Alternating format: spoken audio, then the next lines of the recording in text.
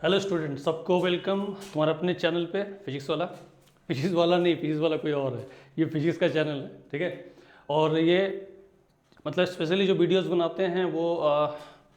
JEE mains advance को दिमाग में रख के, नीट और वो बच्चे जो ओलंपियाड के लिए प्रिपरेशन कर रहा है, सबके लिए काफ़ी हेल्पफुल है ये वीडियोस। सो वीडियो को खूब बढ़िया से गौर से देखोगे और मज़ा लो, सिर्फ और कुछ नहीं है, वीडियोस का मज़ा लो, ठीक है। तो देखो, इस बार पिछला जो टॉपिक है उससे रिलेटेड एक टॉपिक बना रहे हैं, मतलब उसका लेक्चर है कि electric field at the centre of a circular charge ring. तो भाई इस टॉपिक को देखोगे, समझोगे इसमें क्या बोलना चाह रहे हैं, क्या सिखाना चाह रहे हैं। अच्छा लग जाए, अच्छा लगेगा, अच्छा लगे तो फिर लाइक करोगे और बाकी सब जो फॉर्मेलिटीज़ है वो करते रहोगे, अपना शेयर करना है, सब्सक्राइब करना है, कमेंट्स करना है, ठीक है।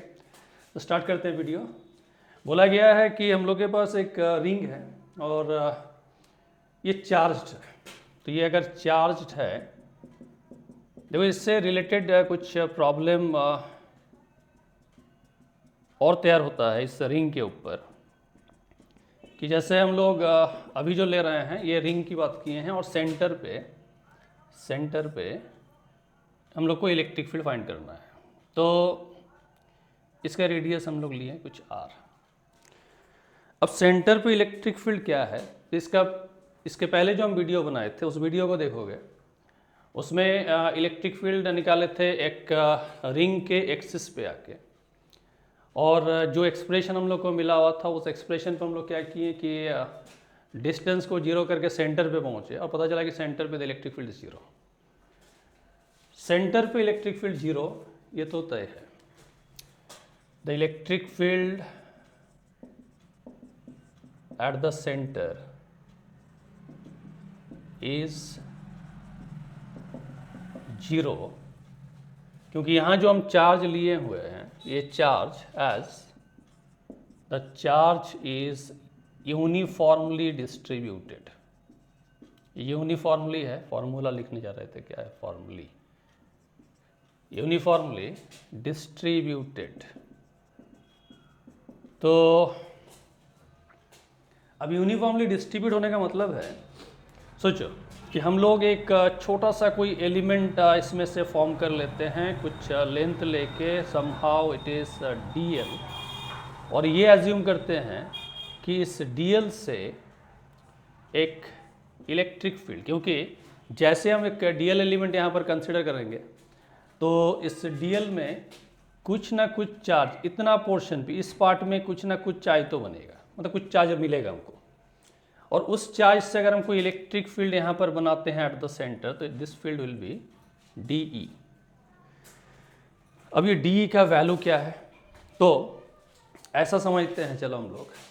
कि जो चार्ज डिस्ट्रीब्यूशन किए हैं इसमें linear charge density is lambda, और लैम्डा अगर लीनियर चार्ज डेंसिटी है तो समझोगे कि इस एलिमेंट पे जिसका लेंथ कुछ dl लिए हुए हैं, तो चार्ज इन द एलिमेंट ये कितना बनने वाला है, लैम्डा dl। इसको ऐसा क्यों लिखते हैं लैम्डा dl, बिकॉज कारण क्या है यहाँ पर, कारण है कि लैम्डा का मतलब, जिसको लीनियर चार्ज डेंसिटी समझ रहे हैं, तो लीनियर चार्ज डेंसिटी का मतलब है कि चार्ज पर यूनिट लेंथ, यानी यूनिट लेंथ पे चार्ज कितना हम लोग वहाँ पर काउंट करेंगे, लैम्डा। एक यूनिट लेंथ पे हम लोग चार्ज काउंट करते हैं, लैम्डा डेंसिटी है। तो 2 unit length, 3 unit length, unitary method से जब ले लेते हैं कि 2 के लिए 2 लैम्डा, 3 यूनिट के लिए 3 लैम्डा, dl लेंथ के लिए it will be lambda into dl। तो उसी तरीके से लिए हैं charge in the element is lambda dl। अब ये जो चार्ज है इससे एक इलेक्ट्रिक फील्ड तैयार हुआ DE, और सोचो कि D का वैल्यू क्या होना चाहिए, तो यहाँ से एलिमेंट से इस सेंटर तक का डिस्टेंस जो है वो लेंगे। पहले तो 1/4πε0 k लिख सकते हो, और फिर यहाँ पर चार्ज कितना है, सोर्स चार्ज के फॉर्म पे लैम्डा dl, फिर डिस्टेंस r रेडियस के बराबर है तो r का स्क्वायर, यानी ये कांस्टेंट फॉर्म q/r² हम सिंपल फॉर्मूला में डाल दिए। अब इतना जो इलेक्ट्रिक फील्ड बना है, फिर सोचो कि अगर ऐसा एलिमेंट यहाँ कंसिडर कर सकते हैं, so like this element we can also imagine, एक दूसरा भी यहाँ बना लेते हैं, चलो इतना बड़ा फिर से इस ऑल्सो DL। तो ये जो DL बनेगा ये भी तो फिर इलेक्ट्रिक फील्ड बनाएगा ऑपोजिट एक, क्योंकि प्लस है तो आउटवर्ड, इसका भी प्लस है तो आउटवर्ड, DL लेंथ लिए हैं तो ऑब्वियसली यहाँ जो चार्ज बनने वाला वो भी सेम होगा, सो फील्ड का स्ट्रेंथ सेम होगा। और ऐसे दो ऑपोजिट एलिमेंट को लेने के बाद जब हम लोग फील्ड कंसिडर किए और हम लोग को क्या मिला, मिला कि दोनों का फील्ड जो है electric field are equal as well as they are opposite. So दोनों क्या करेगा, कैंसल आउट करेगा।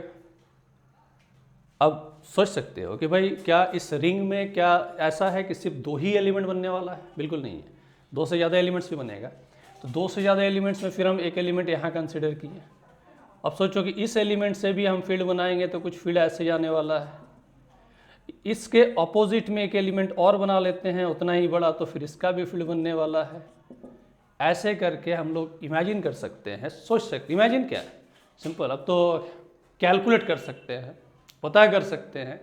कि वही हर एलिमेंट अगर एक दूसरे का, हर दो एलिमेंट की बात कर रहे हैं, हर एलिमेंट ऑपोजिट एलिमेंट, इधर का एलिमेंट है ये ऑपोजिट एलिमेंट का फील्ड को कैंसिल अगर कर दे और ऐसा हर एलिमेंट ऑपोजिट के साथ करे, हर एक एलिमेंट अपने ऑपोजिट एलिमेंट के साथ इस तरह काम करते रहे, सो फाइनली तुमको क्या मिलने वाला है कि भाई यहाँ एलिमेंट फिर ले लो, फिर इसका फील्ड बना लो, फिर उसका ऑपोजिट में एक बना लो, उसका फील्ड बना लो, then finally we found that कि भाई this field simply cancel each other. और जब ये कैंसिल हो जा रहा है तो ultimately the net field is 0। समझ में आ गया है कि हर एलिमेंट का फील्ड जो है वो एक दूसरे को कैंसिल आउट करते चला जा रहा है और कैंसिल करने के कारण ये 0 हो जा रहा है। इससे रिलेटेड एक और प्रॉब्लम आता है। प्रॉब्लम ये है कि अगर इसमें क्वेश्चन फ्रेम किया जाए कि भाई हम लोग के पास we have a charged ring, हम लोग के पास एक चार्ज रिंग है, यूनिफॉर्मली चार्ज है, चार्ज रिंग, और कहा जाए कि इफ ए स्मॉल एलिमेंट छोटा सा एक एलिमेंट लेते हैं कुछ DL जैसा, बी रिमूव्ड, उस रिंग में से अगर एक छोटा सा एलिमेंट हम रिमूव करते, हटा दें, तो क्या होगा, क्या पूछ रहा है, तो कह रहा है if we have a charge ring, if small element DL be remove, तो what will be the electric field, ये इलेक्ट्रिक फील्ड कितना होगा एट द सेंटर। अब तो बड़ा आसानी से इस क्वेश्चन का आंसर दे सकते हैं कि DL एलिमेंट अगर हम रिमूव किए, नहीं करते हम लोग रिमूव, हम लोग ऐसे ही एक रिंग को कंसिडर करके चलते हैं और कंसिडर करके ये देखें कि भाई एक एलिमेंट है, इसका ऑपोजिट एक एलिमेंट है, इसका फील्ड को ये कैंसिल करेगा, इसका फील्ड को ये कैंसिल करने वाला है, इसका फील्ड को ये कैंसिल करने वाला है, तो कैंसिल करते करते तब तो ये 0 बन गया सेंटर पे। लेकिन अगर एक एलिमेंट यहाँ से हम रिमूव कर दे, चलो एक एलिमेंट ही रिमूव कर दिए, अब ये खत्म किए, DL एलिमेंट का पार्ट हम खत्म किया इससे, तो अब क्या हो गया कि जैसे DL एलिमेंट को रिमूव करते हैं ये फील्ड नहीं बनने वाला, इसका फील्ड जो बन रहा था, बट इसका फील्ड को कैंसिल करने वाला कोई नहीं है, इसका बनेगा, इसका फील्ड बन रहा है DE, बट इस DE को कैंसिल करने के लिए ऑपोजिट एलिमेंट का फील्ड गया है, यानी जैसे हम एक एलिमेंट रिमूव कर दिए, तो रिमूव किए तो उसके ठीक ऑपोजिट वाला एलिमेंट का जो भी इलेक्ट्रिक फील्ड है उतना वो बच जाता है। सो फाइनली हम लोग कहेंगे कि अगर हम DL एलिमेंट यहाँ से रिमूव किए तो DL element, opposite DL element का फील्ड वहाँ एग्जिस्ट करेगा। सो हम लोग का आंसर ये वाला हो जाएगा फिर कि D is equal to 1/4πε0 lambda DL/r²। अब इस पे और आगे है, बट इसका और आगे तो वीडियोस को हम लंबा नहीं करेंगे, वीडियोस को छोटा ही रखेंगे, ठीक है। तो तुम लोग का काम है बढ़िया से इसको देखना, और फिर कह रहे हैं कि JEE mains, NEET, even advance, olympiad, जो भी सबके लिए है ये वीडियो। तो जो भी देख रहे हो तो इसको सब्सक्राइब करोगे, शेयर करोगे, ठीक है, लाइक करना है और लाइक के साथ साथ कमेंट करना है, ठीक है। तो फिर अगला वीडियो में आ जाते हैं, तब तक बाय।